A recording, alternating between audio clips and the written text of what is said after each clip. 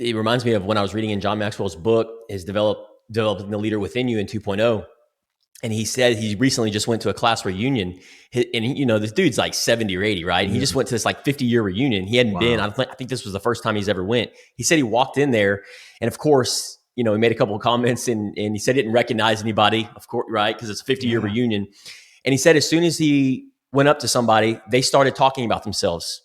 They started, they didn't ask John any questions, and he spelled all this out in the book. And then they went through the night, and he realized like 5 different things. I don't remember the things that are in the book, but a couple of the things that I took away was that what he's protecting is his mindset.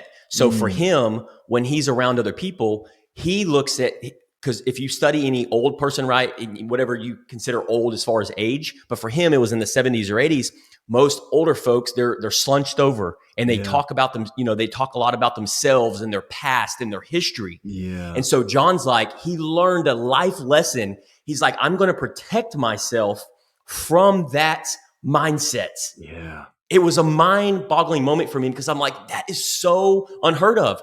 He said, instead, I'm going to be the older person that asks questions. I'm going to be the older person that shows up with my shoulders back, not slunched over. I'm going to be the person that shows up with vitality. I'm going to be the person that does the uncomfortable things. And I thought it was just so brilliant and just so foreign in this day and age.